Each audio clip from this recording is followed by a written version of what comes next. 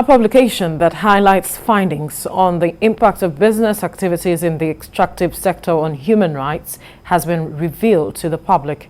The civil society group championing this publication wants this material to serve as an additional advocacy tool to further stress the need for the adoption and implementation of a national action plan on business and human rights in Nigeria. Kemi Balogun reports. Activities of extractive companies really impact on the environment, and it can seriously affect human health and well-being.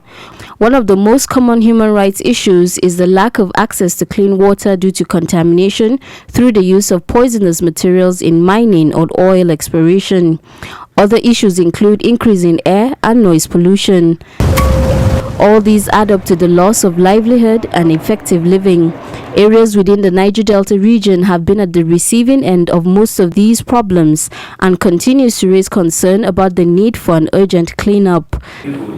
This publication aims to enlighten the public and shed light on how business activities impact on human rights within 4 host communities in Kogi, Osun, Rivers and Bayelsa. You cannot simply destroy the means of livelihood of the communities and continue to violate the rights of the people there, and then you make all the profits and then go away.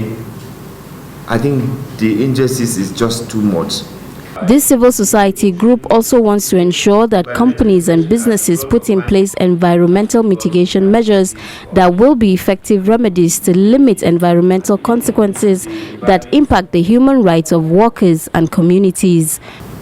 There is need for businesses to conduct human rights due diligence from the onset to ensure possible impact, both negative and positive, of their operation on a host community, and also highlight how they intend to mitigate those impacts. This is why we as an organization, we are advocating and ensuring that government takes necessary steps to ensure that communities and environment are actually protected by the authority as well as the companies. The introduction of the United Nations Guiding Principles on Businesses and Human Rights has established that demonstrating respect for human rights is now seen as a corporate responsibility critical to a company's social license to operate.